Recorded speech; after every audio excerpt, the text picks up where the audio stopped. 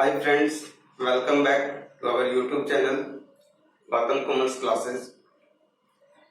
हम लोग goodwill chapter पढ़ रहे थे और पिछली वीडियोस में हम लोगों ने देखा था गुडविल को कैलकुलेट किए थे सुपर प्रॉफिट मेथड से।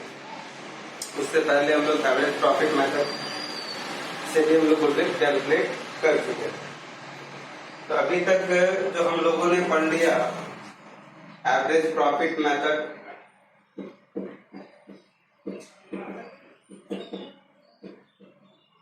इसमें दो था, एक सिंपल वाला सिंपल एवरेज प्रॉफिट मेथड और दूसरा वेटेड।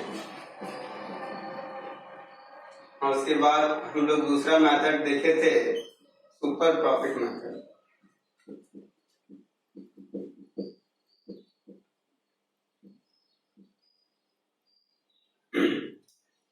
और आज हम लोग पढ़ेंगे कैपिटलाइजेशन मेथड।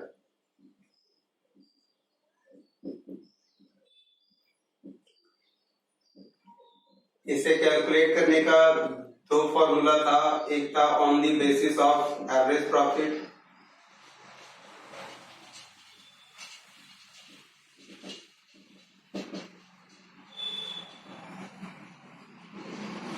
और दूसरा था on the basis of super profit.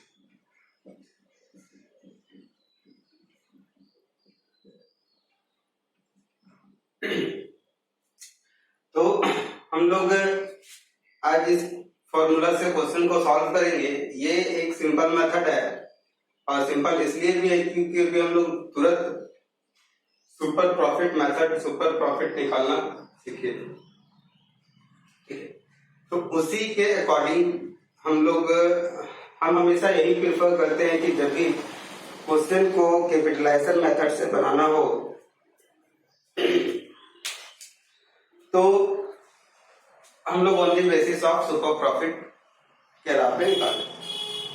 Information sufficient होगी दी क्वेश्चन में, आप कोई भी मेथड यूज करके आप कैपिटलाइजेशन मेथड से प्रॉफिट गुडविल को वैल्यू कर सकते हैं।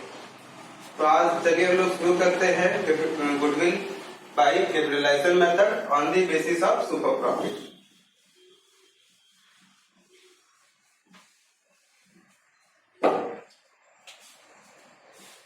On the basis of super profit,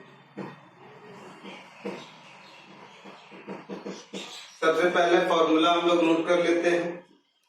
तो इस में फॉर्मूला होता है गुडविल बराबर super profit into 100 by rate. ये रेट वही है, normal rate of return. Super profit हम लोग निकालना जानते हैं, फिर भी एक बार फॉर्मूला नोट कर लेते हैं। Super profit is equal to average profit minus normal profit. ये हम लोग पिछले वीडियो में पढ़ चुके हैं। और नॉर्मल प्रॉफिट को निकालने के लिए फॉर्मूला था capital employed into rate, normal rate of return divided by 100। तो सबसे पहले हम लोग एवरेज प्रॉफिट कैलकुलेट करेंगे, नॉर्मल प्रॉफिट कैलकुलेट करना है, फिर हम लोग सुपर प्रॉफिट मिलेगा और सुपर प्रॉफिट को फिर गुडविल का फॉर्मूला में पुट कर देंगे तो हम लोग को गुडविल का वैल्यू पता चल जाएगा। क्वेश्चन नंबर है 13। पहले एक बार रीड कर देते हैं। The capital of firm is 40,000। Firm का कैपिटल है 40,000 and its profit for the last 3 year average to 9,000। Capital 40,000 है फर्म का और लास्ट 3 साल का एवरेज प्रॉफिट 9,000 है, 9,000 है। तो हम लोग को एवरेज प्रॉफिट कैलकुलेट नहीं करना होगा। एक मिनट, हमको पेज नंबर 103 क्वेश्चन नंबर 13। इस क्वेश्चन में क्या दिया था, कैपिटल 40,000 और एवरेज प्रॉफिट पिछले 3 सालों का 9,000 दिया। कैपिटल हो गया आपका कैपिटल एम्प्लॉय 40,000, ठीक है। Assuming that 10% is the reasonable rate of return, rate आपको मिल गया 10%। Find out the value of goodwill of capitalisation method. तो यहाँ पे सिर्फ कैपिटलाइजेशन मेथड यूज किया है, बट किस बेसिस पे निकालना है ये आप पे डिपेंड करता है, आप जो मेथड यूज करना चाहे। हम लोग यहाँ करने वाले हैं on the basis of super profit. तो एवरेज प्रॉफिट दिया हुआ है, हम लोग को कैलकुलेट करना होगा नॉर्मल प्रॉफिट। तो नॉर्मल प्रॉफिट कैलकुलेट करने के लिए फॉर्मूला था capital employ into rate by 100। Capital employed है 40,000 इनटू 10 डिवाइडेड बाय 100, ये आ गया 4,000। सुपर प्रॉफिट कैलकुलेट कर लेते हैं हम लोग। सुपर प्रॉफिट कैलकुलेट करने के लिए फॉर्मूला था average profit minus normal profit. Average profit है हम लोग का 9,000 और नॉर्मल प्रॉफिट अभी कैलकुलेट किए 4,000, तो सुपर प्रॉफिट हम लोग का आ गया 5,000। अब हम लोग गुडविल निकालते हैं। गुडविल के लिए फॉर्मूला था super profit into 100 by rate. अगर रेट को ना उल्टा लिखना है, नीचे लिखना है, तो सुपर प्रॉफिट है 5,000 इंटू 100 और रेट है हम लोग का 10%। ये कटा, गुडविल आ गया 50,000।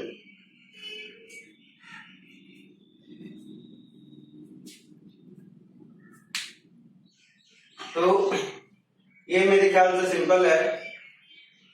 इसी तरह हम लोग एक दो क्वेश्चन और देख लेते हैं और मेरे ख्याल से ये चैप्टर यही समाप्त हो जाएगा। एनविटी वैल्यू मेथड का क्वेश्चन कोई है नहीं क्वेश्चन बुक में, और वो आप लोग के सिलेबस में भी नहीं है। तो मेरे ख्याल से ये आज का वीडियो इस चैप्टर के लिए आज आखिरी वीडियो होगा। इसके बाद हम लोग नेक्स्ट चैप्टर स्टार्ट करेंगे।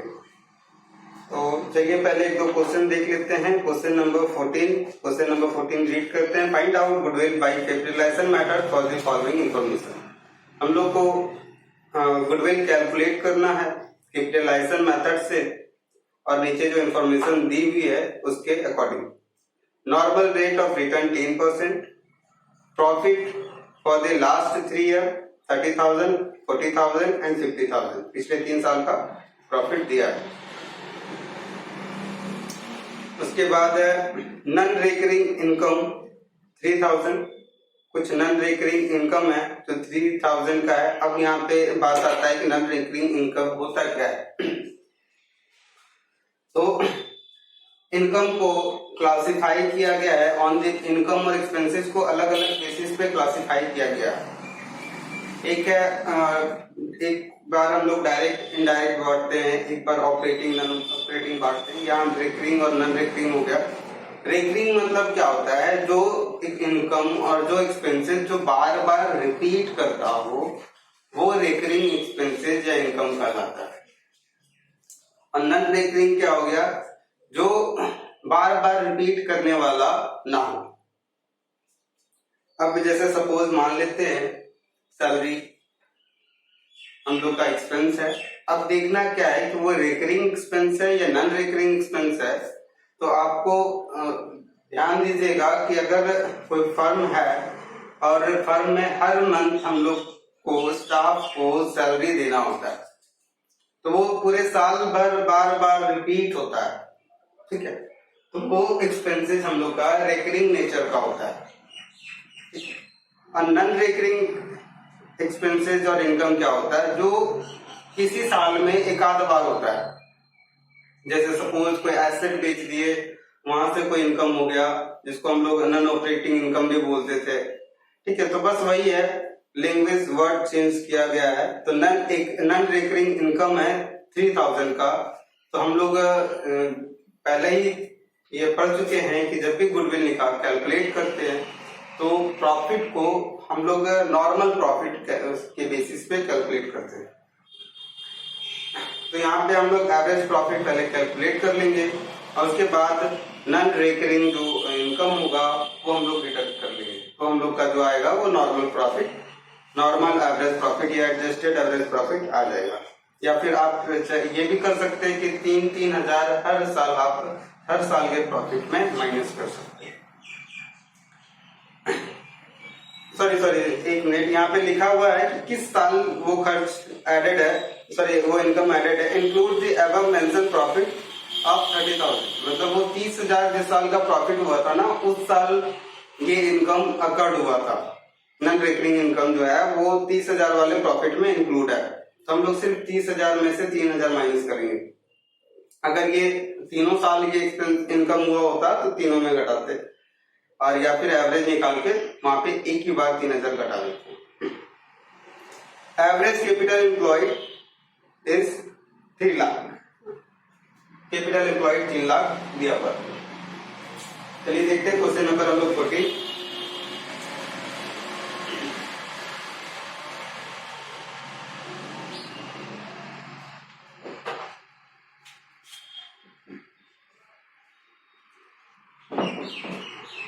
सबसे पहले हम लोग एवरेज प्रॉफिट कैलकुलेट करते हैं। तो एवरेज प्रॉफिट है पिछले 3 साल का प्रॉफिट दिया हुआ था 30,000, 40,000 और 50,000।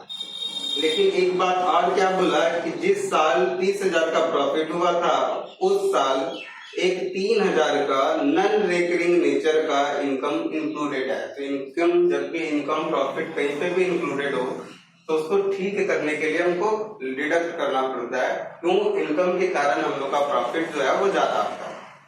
ठीक है, 3 साल का प्रॉफिट है डिवाइडेड बाई 3, तो ये हो गया 27,000 प्लस 40,000 प्लस 50,000, तो ये आ गया 117 डिवाइडेड बाई 3, 39,000 आ गया आपका एवरेज प्रॉफिट। अब नॉर्मल प्रॉफिट कैलकुलेट कर लेते हैं। नॉर्मल प्रॉफिट के लिए चाहिए था कैपिटल एम्प्लॉयड और normal rate of return. Capital employed question में दिया हुआ है 3 लाख और normal rate of return question में दिया है 10%।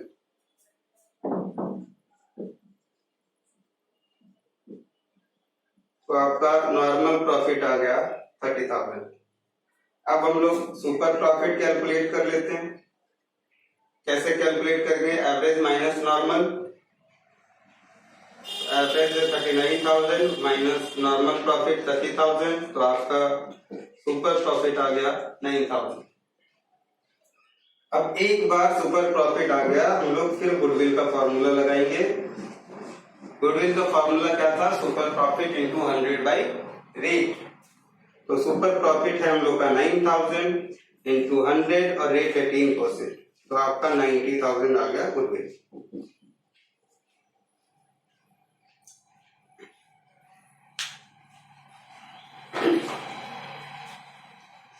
अब नेक्स्ट क्वेश्चन है question number 15। The net tangible asset of the business are worth of 3 lakh. हम लोग का टेंजिबल एसेट दिया है क्वेश्चन में, बिजनेस का 3 लाख है। And the average profit expected to be earn in future year after making necessary adjustment were 60,000। बोला जो हम लोग उस साल के दौरान जो फ्यूचर सारा एडजस्टमेंट करने के बाद जो प्रॉफिट अर्न करने वाले हैं वो 60,000। Assume that 15% is reasonable return of capital employed in the business. Normal rate of return दिया हुआ 15%. Find out the value of goodwill. हम लोग को गुडविल का वैल्यू फाइंड करना है। तो अब क्वेश्चन में दिया क्या था? सबसे पहले नेट जो टेंजेबल एसेट है उसी को हम लोग कैपिटल एसेट, कैपिटल एम्प्लॉयड मान लेंगे। क्यों? क्वेश्चन में पूरा इंफॉर्मेशन दिया हुआ नहीं है। तो हम लोग जानते हैं जितना लायबिलिटीज है उतना का ही एसेट होगा, मतलब total asset is equal to total liabilities. और हम लोग को चाहिए कैपिटल एम्प्लॉयड, तो उस समय हम लोग ये मान लेंगे कि जितना का भी नेट टेंजेबल एसेट है उतना ही हमारा कैपिटल एम्प्लॉयड होगा। तो पहला कैपिटल एम्प्लॉयड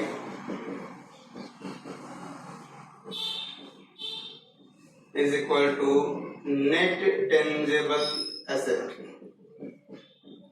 हम लोग ये एज्यूम कर रहे हैं, और नेट टेंजेबल एसेट कितना है, तो 3 लाख। Question number 50। उसके बाद नॉर्मल रेट दिया है 15%, रेट हम लोग का मिल गया 15%। और एक और प्रॉफिट था हम लोग का एवरेज प्रॉफिट, जिसको हम लोग बोल सकते हैं वो 60,000 का।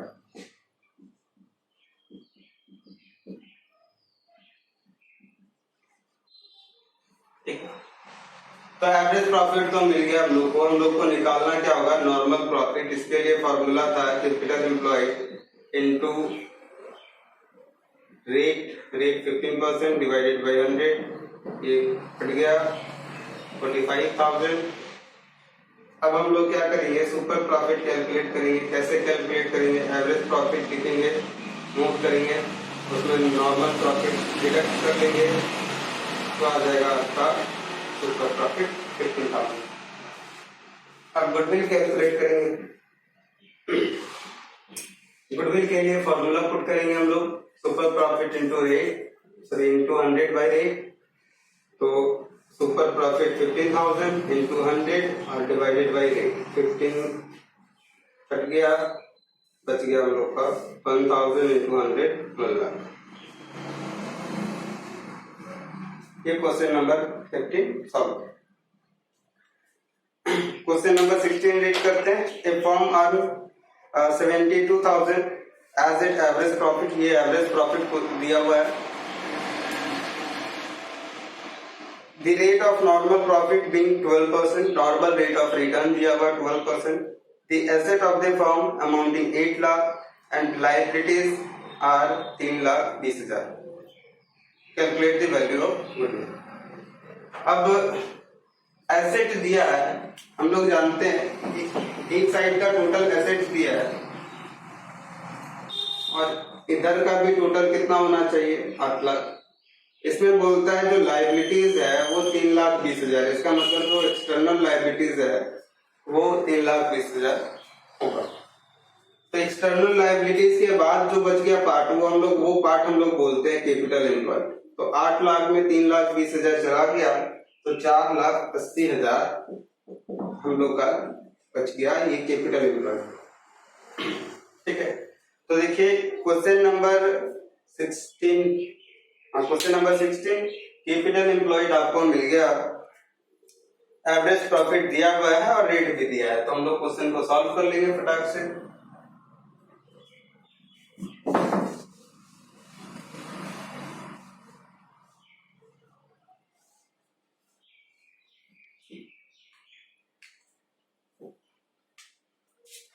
कैपिटल एम्प्लॉयड हम लोग को मिल गया 4,80,000, रेट था 12% और एवरेज प्रॉफिट था हम लोग का 72,000, हाँ 72,000।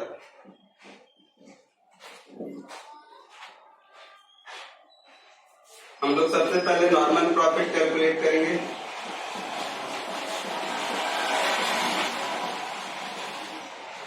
तो ये चला गया और मल्टीप्लाई कर देते हैं।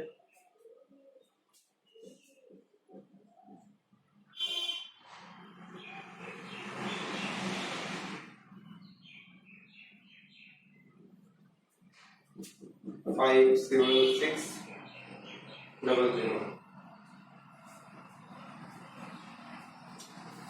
अब हम लोग निकालते हैं सुपर प्रॉफिट। सुपर प्रॉफिट निकालने के लिए average profit minus normal profit, तो आपका आ जाएगा 12,200 12,000 इधर हो गया, 14,400।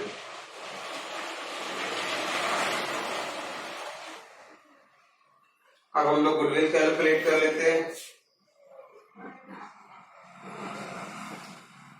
गुडविल के लिए super profit into 100 by rate, तो ये कट जाएगा।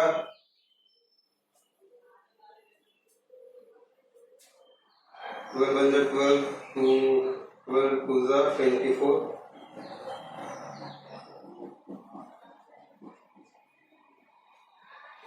1,30,000। हाँ, ये हम लोग का क्वेश्चन नंबर 16 सॉल्व हो गया।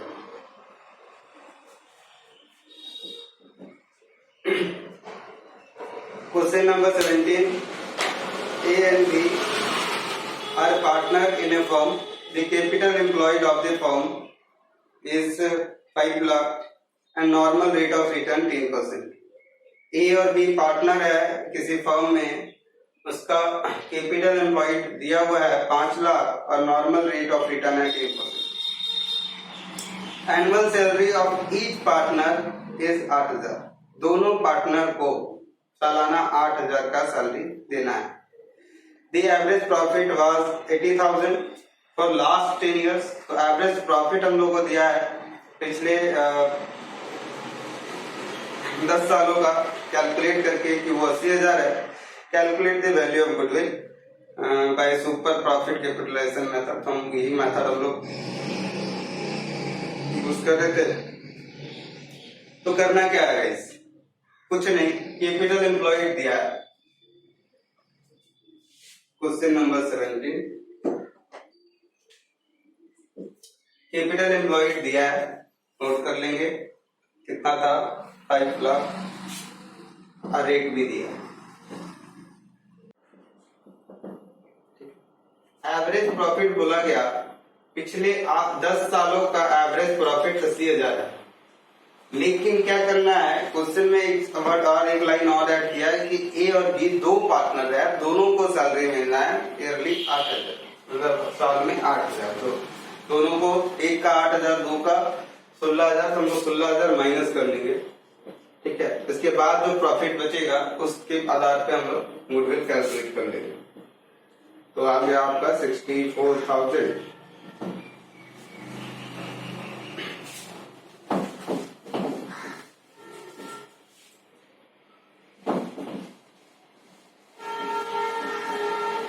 Normal profit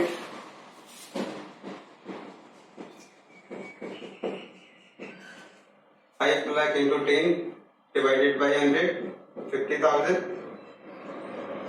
super profit is equal to average profit minus normal profit 14,000. Goodwill is equal to 14,000 into 100 by rate है 10%. सॉरी, तो 14,000 इंटू 10, 1,40,000. तो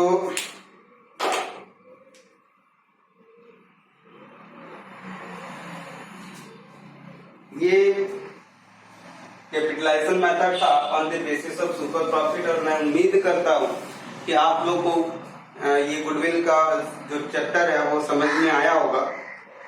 इसके बाद जो क्वेश्चन है वो मिसलेनियस है, तो ये आप खुद ट्राई कीजिएगा बनाने का. और इसमें से भी कुछ अगर बच जाता है, छूट जाता है, तो आप क्वेश्चन नंबर या क्वेश्चन का फोटो क्लिक करके आप व्हाट्सएप में आप हमको सेंड कर सकते हैं, फेसबुक में भी आप सेंड कर सकते हैं, जहाँ पे भी आप चाहें वहां पे सेंड कर दीजिए. हम आपको जैसे भी संभव होगा हम आपको वो क्वेश्चन सॉल्व करके समझा देंगे. तो आज के लिए बस इतना ही. हम लोग अगले आने वाले वीडियोस में change in profit sharing ratio के बारे में पढ़ेंगे कि अगर पार्टनर्स के बीच में जो रेशियो होता है, प्रॉफिट शेयरिंग रेशियो होता है, अगर उसमें कोई चेंजेस आता है तो क्या होता है, तो उसका क्या इफेक्ट पड़ता है. तो